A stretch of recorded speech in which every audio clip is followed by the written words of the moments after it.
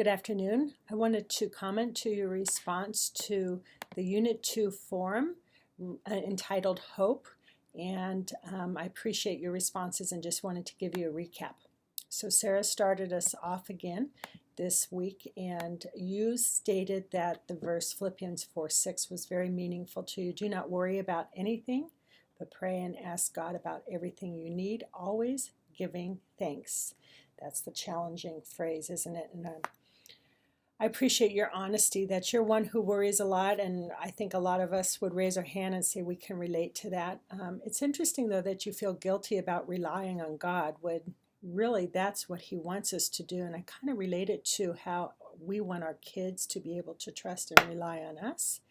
And God is the same way as our Heavenly Father. He wants us to rely on Him.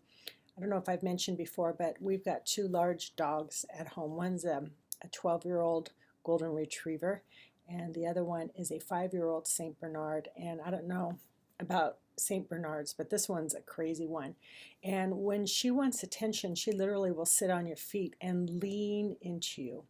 And it's just a good reminder for us that we can sit at Jesus' feet and lean into Him and rely on Him for our strength. Anthony, thank you for reminding us to give thanks, because that is a component of that verse that can be difficult. Christina, you remind us to put verses and quotes on your mirror just to set the stage or the tone for the day, and I like that idea an awful lot. David, your response to Sarah reminded me of the verse, when we are weak, then He is strong, and that's found in 2 Corinthians 12:10. So Christina, you were the next to respond, and you stated, with God there are no accidents. Every incident is intended to bring us closer to Him. And as I read your response, I'm sorry to hear that this program has tested your limits so much. You've done so very well. And I realize your participants were not very cooperative in responding to your survey the first time, but I'm thankful for your perseverance and now their ultimate response. And I look forward to seeing your data. I appreciate your statement. I also learned that perseverance through adversity makes you stronger and pays off.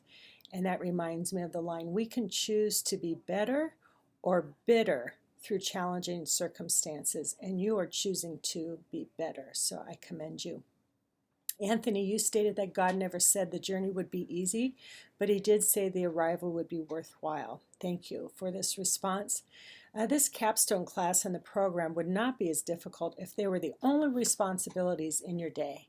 But when you combine it with your professional and personal life, you can see it's so very challenging.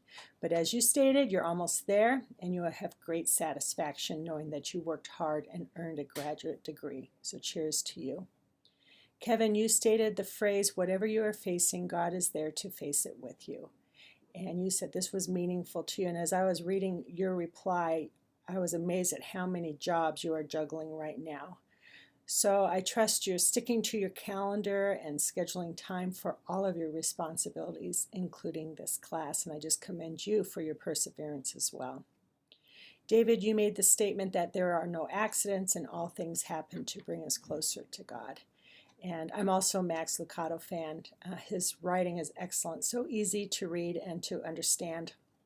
I'm thankful to hear that in spite of the challenges in your life right now, you have experienced God restoring your soul. So I'm thankful for that, and I encourage you, David, keep looking up. Daniel, you used the phrase from John 4:12, if we love each other, God lives in us, and His love is made perfect in us. And going through hard times is hard enough, but going through them alone is unimaginable, for sure. I agree. Just as we are instructed to share in each other's joys, we're also instructed to share in each other's burdens, and that comes from 1 Corinthians 12:26. And I appreciate your final comment. I will make a continuous effort to respond to peers with thoughtful feedback. And I just want to thank you and everyone else in the class for being so very supportive of each other, and I encourage you to continue doing this all the way to the finish line of this class and even after you graduate. A couple items of business just to discuss with you at this time.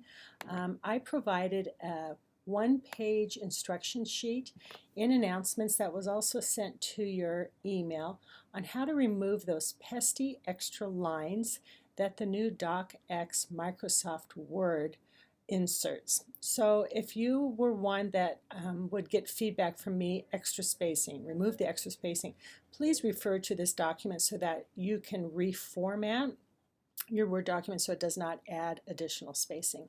And the final reminder is that I know you're crunching data. Some of you are still gathering data. There's a very helpful lesson and some sample data sheets and results chapter in Unit 2. Make sure you refer to this. But I just want to extend an invitation to you to reach out to me for help. We can Google chat, we can talk via the phone, you could come by for a cup of coffee if you're in the area. We can just send emails back and forth, but I don't want you to get behind at this point, and so please, please ask for help as needed.